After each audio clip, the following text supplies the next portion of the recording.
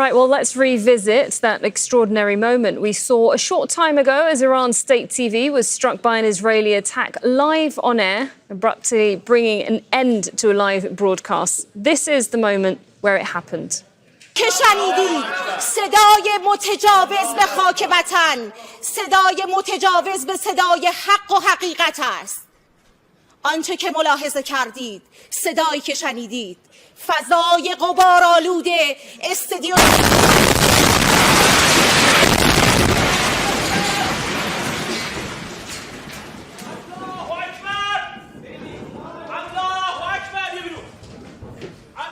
This is the sound of aggression against the homeland. That's what the TV presenter said there as those strikes hit. This was the scene outside the television building moments after the Israeli attack. State TV has since resumed live broadcast. Multiple explosions have rocked other parts of Tehran as well. Take a listen. It follows the Israeli military eschewing evacuation threats to residents in parts of the capital for the first time since the conflict started on Friday. There are no bomb shelters in Tehran, and there's been heavy traffic as people scramble to leave the capital. Iran now says it's preparing for, quote, the largest and most intense missile attack in history on Israeli soil as a response. Right, well, let's take a look at the geography of this area in Tehran, where Israel issued its evacuation threat. Now, that's District 3 of the Iranian capital. The state television building is just outside this area. Inside this area, there are some European embassies, UN offices, and Revolutionary Guard offices. And in Iran's northwest, authorities say an Israeli strike has hit a hospital in the city of Kermanshah.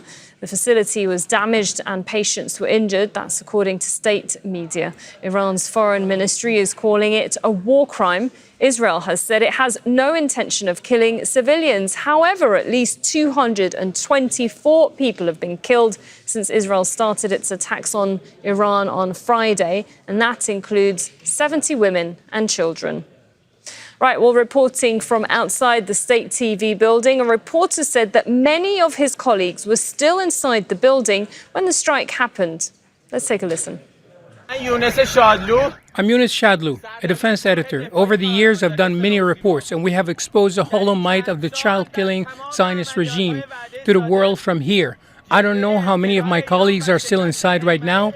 We have been given evacuation warnings, but everyone stayed until the very last moment to show the true face of the Zionist regime to the world. Right, well, joining me back in the studio is our correspondent, Dorsa Jabari. As journalists ourselves, we know how scary that idea of being attacked while you're doing your job. How do you think they would have been feeling and coping with this at the moment? I think it was a huge shock.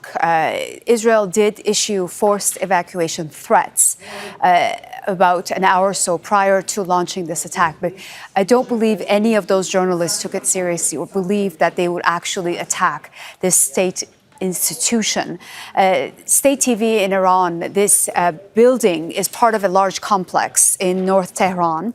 It is near the Escalation Hotel, which is one of the oldest hotels. It is near Park Millat, one of the biggest public parks in the city. And I used to live about 2 kilometers from State TV, so I know the area quite well. And this building, this complex, is home to about 3 to 4 buildings that have been there for decades. Iranian state radio that was launched in 1940 launched from this complex. And then in the late 1960s, the government at the time launched the state television. And again, it stayed in this compound. And it's just grown over the years.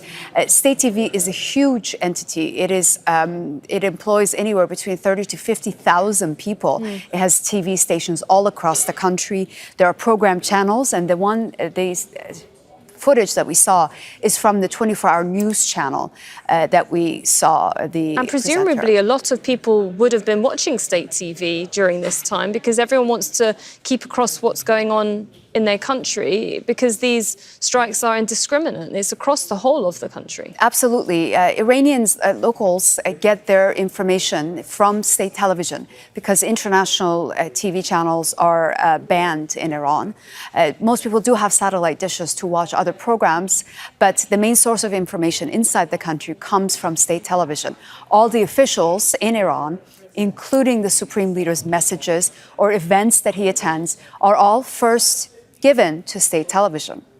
So even us as foreign journalists, we are not usually invited to those events for security reasons. So we get our information also from state television. So they're a huge entity, and people rely on them for a plethora of different things, including what is happening inside the country. So this attack, while the presenter, whose name is Sahar Emami, mother of two, was reading the news and stayed in her chair until the very last minute before she could hear the strikes coming. She chose to stay in her seats and then get out at the very last minute. The moment of impact is hugely significant for the public watching.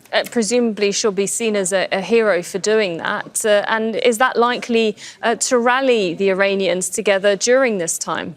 Absolutely. This is going to be seen as a serious escalation because Israel is no longer attacking the entities that is related to its stated aim, which is to weaken the country's nuclear program, as well as to diminish the missile program in Iran. The state television has nothing to do with those entities. It is completely separate, but according to Israeli officials we just heard in the last hour, they want to get rid of the mouthpiece of this regime, they say. And it is going to be seen as a huge violation of international law to carry out this kind of attack. And of course, it's going to only further infuriate the general public in Iran, regardless of what they think of state television and its employees. This attack is not just on state television. It's not just an attack on state media. It is an attack on the Iranian nation. They've gone for the Achilles heel, it seems here, the connection between the leaders and the public. Thanks very much, Dorsa Jabari there. Make sure to subscribe to our channel to get the latest news from Al Jazeera.